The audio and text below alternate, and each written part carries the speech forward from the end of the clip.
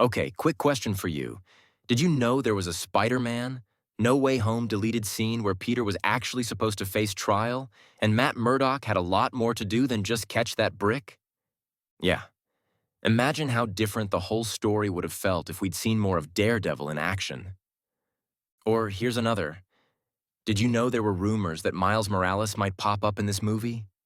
Or that we almost got a scene where Happy Hogan had to fight villains himself? This movie was already packed, but there's so much more behind the scenes. Deleted moments, bloopers, fan theories that didn't come true, and even cast interviews that reveal way more than you think. So today, let me tell you a story. Actually, a bunch of stories, all about what we didn't see on screen in No Way Home, plus some of the coolest behind-the-scenes secrets.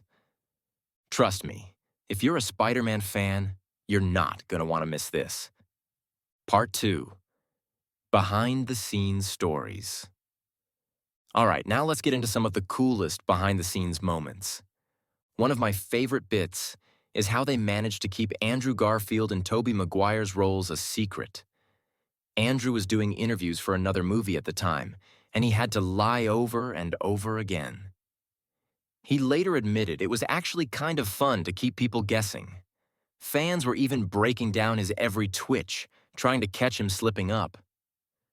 Tom Holland, on the other hand, is famous for accidentally spoiling things. The studio didn't even let him read the full script. They would only give him pages for the scenes he was filming that day. Even then, he almost gave it away in interviews by calling the movie Spider-Man No Way Home. And on set, there were so many moments where all three Spider-Men would geek out together. They would compare their suits, trade web-slinging tips, and even improvise lines. That scene where Andrew tells them he loves them was something he came up with on the spot. It is just so cool to see actors who genuinely love the characters as much as the fans do. You can really feel that energy in the final film. Part 3. Interviews and fan theories that didn't happen. Now let's talk about some of the best cast interviews and all the wild fan theories that completely missed the mark. First, the interviews. After the movie came out, the cast did a ton of press together. Watching Tom, Andrew, and Tobey joke around felt like seeing old friends. Tobey talked about how emotional it was to put the suit back on. Andrew kept saying it was like getting a second chance to heal his version of Peter Parker. And Tom was just thrilled to share the screen with his heroes. They even admitted that they still keep in touch. They have a group chat they jokingly call the Spider Boys. It is just awesome to hear how much they bonded off screen too. Now, about those fan theories. Before the movie dropped, people were convinced we would see Mephisto show up. Others swore that Miles Morales would appear in person. Some thought Venom would crash the final fight and team up with the Sinister Six. Looking back, it is kind of hilarious how deep fans went trying to predict every detail. But honestly, that is part of what makes these movies fun. The excitement and speculation bring everyone together long before the film even releases. In the end, what we got was already pretty close to perfect. Still, it is fun to imagine what could have been. Part 4. Favorite lines, memes, and hidden Easter eggs.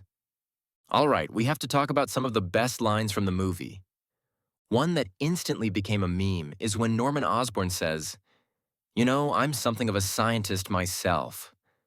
Fans loved hearing that again after all these years. It was such a perfect callback to the original Spider-Man movie with Tobey. Then there was that heartwarming moment when Andrew's Peter tells the others, "I love you guys." It was simple but powerful and totally unscripted. Andrew just blurted it out, and it made the final cut.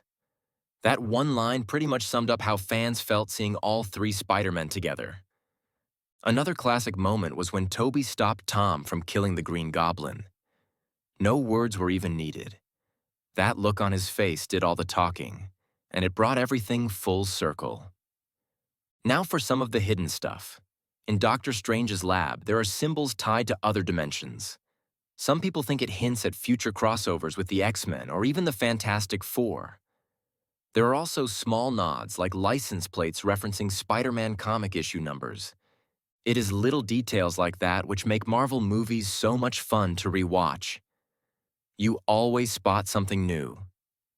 And of course, the internet turned all of this into a mountain of memes.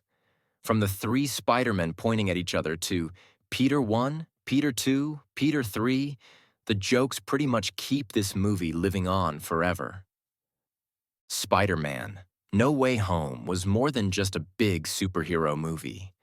For a lot of us, it felt like we were watching our childhoods come back to life. Seeing Toby and Andrew step through those portals was like getting a chance to reconnect with old friends we grew up with. It reminded me why I love these stories so much.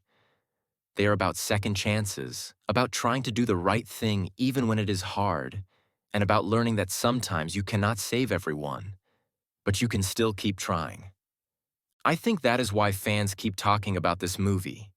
Whether it is dissecting deleted scenes, sharing memes, or debating what might come next, it all goes back to how these characters make us feel. So, yeah, that is my little trip through all the extra stories around No Way Home. Thanks for hanging out with me.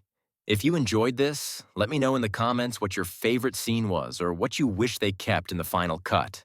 And hey, if you want, we can do this again with another Marvel movie. Just tell me which one. Thanks for watching.